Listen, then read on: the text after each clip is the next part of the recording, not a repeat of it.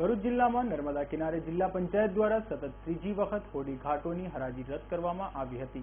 ભરૂચ જિલ્લામાં નર્મદા કિનારે કુલ 14 જેટલા હોડી ઘાટો આવેલા છે। આ હોડી ઘાટો પર એક કિનારેથી બીજા કિનારે માણસોને હોડી દ્વારા લાવવા લઈ જવા માટે જિલ્લા પંચાયત દ્વારા વાર્ષિક ઇજારો આપવામાં આવે છે। 14 માંથી 3 હોડી ઘાટોમાં ઓરપટર, બામણિયા, આસામાલસર તથા બમલેશ્વર લખી ગામના ઇજારા અપાઈ ચૂક્યા છે, જ્યારે બાકીના 11 હોડી ઘાટોની હરાજી છેલ્લા 3 પ્રયત્નો થવા છતાં થતી નથી।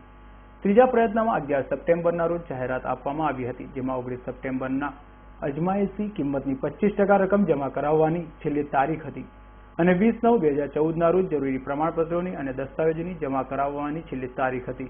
જ્યારે 22 સપ્ટેમ્બર હરાજીનો દિવસ હતો, ત્યારે આજરોજ જેમણે ઇજારા માટે નામાંકન કરાવ્યા હતા તેવા અરજદારો જિલ્લા પંચાયત ખાતે આવ્યા હતા, કે જિલ્લા પંચાયતના બાંધકામ વિભાગે હરાજી રદ કરવાનો નિર્ણય લેતા અરજદારોમાં આક્રોશ ઉભો થયો હતો। જ્યારે અરજદારોએ જિલ્લા પંચાયતના બાંધકામ સમિતિના પ્રમુખ અનિલ રાણાને લેખિત ફરિયાદ આપી હતી અને હરાજી રદ કરાશે તો આંદોલન કરવાની ચીમકી પણ આપવામાં આવી હતી અને કોર્ટ રહે કામગીરી કરવાનો હુંકાર પણ કર્યો હતો। મારું નામ નિલેશભાઈ મગનભાઈ પટેલ। આજરોજ જિલ્લા પંચાયત ભરૂચ ખાતે હોડીઘાટ કબીરવડ મંગલેશ્વર હોડીઘાટની હરાજીમાં હાજર રહેલા। આગળ એક ફર્સ્ટ ટાઈમ જ્યારે હરાજી થયેલી ત્યારે સિંગલ ટેન્ડર હતા, બીજી ટાઈમ પણ અમે હાજર રહ્યા। અમે બીજા ટાઈમમાં ભાગ લીધો ત્યારે અમને એવું કહેવામાં આવેલું કે અત્યારે સિંગલ ટેન્ડર ઇરાદાપૂર્વક આ લોકો રાખેલું। દિનેશભાઈ માછી જે જિલ્લા પંચાયતના સદસ્ય છે એમને ખાલી ઓનલી ફીસ ભરેલી ઇરાદાપૂર્વક એક્સટેન્શન લેવા માટે, ને ત્યાર પછી અમને એવું કીધેલું કે કંઈ નહીં ભાઈ, ચાલો આ વખતે સિંગલ ટેન્ડર છે તો આવતા વખતે તમને મળી જશે। તો આજે ત્રીજો પ્રયત્ન કરવા છતાં બી અમને એવું કીધું કે હવે હજુ એક્સટેન્શન આપવાનું છે, એટલે એને અમે વિરોધ કર્યો કે તમે અમને આપેલી વખતે એવું કીધું કે ત્રીજો પ્રયત્ન અમે તમને આપી દઈશું, તો આજે કેમ નહીં? ને ભૂતકાળમાં જિલ્લા પંચાયત પાસે જિલ્લા પંચાયતને એટલા પૈસા લેવાના છે, બધા હોડીઘાટો પાસે બાકી નીકળે છે, એની રિકવરી તમે શું કર્યું? અમે એ પણ પ્રશ્ન આજે ઉઠાવ્યો, એનો અમને કોઈ અધિકારીઓ તરફથી કોઈ પ્રત્યુત્તર સરખો મળ્યો જ નથી। એટલે આ બાબતનો અમને સખત વિરોધ છે અને ભવિષ્યમાં આના વિપરીત પરિણામ આવશે।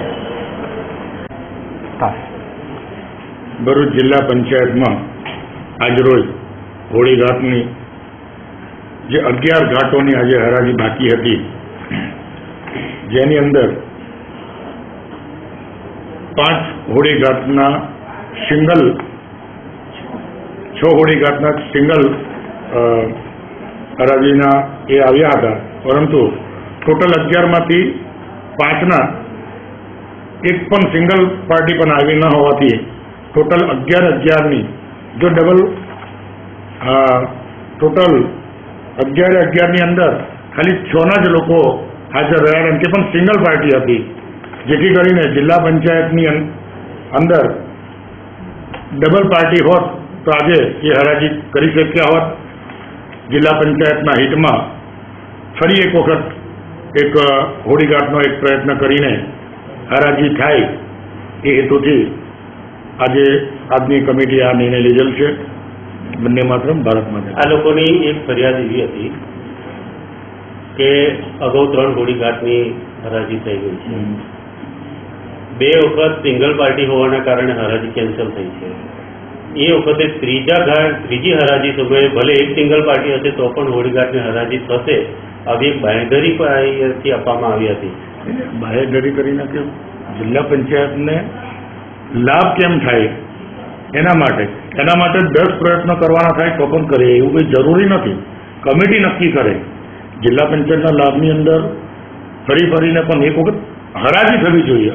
અમે બી એવું ઈચ્છીએ છીએ કે હરાજી થાય તો એની સામે તંદુરસ્ત વેરીફાઈ થાય એકબીજાને। બધું સિંગલ પાર્ટી હોવાના નાતે આજે હરાજી થઈ શકતી નથી। જિલ્લા પંચાયતના હિતની જ્યાં સુધી વાત છે ત્યાં સુધી એ લોકોને એક એવી પણ એવો આક્ષેપ રહ્યો છે કે અત્યાર સુધીમાં ઘણા હોડીઘાટોની જે રિકવરી થવી જોઈએ તો થતી જ નથી।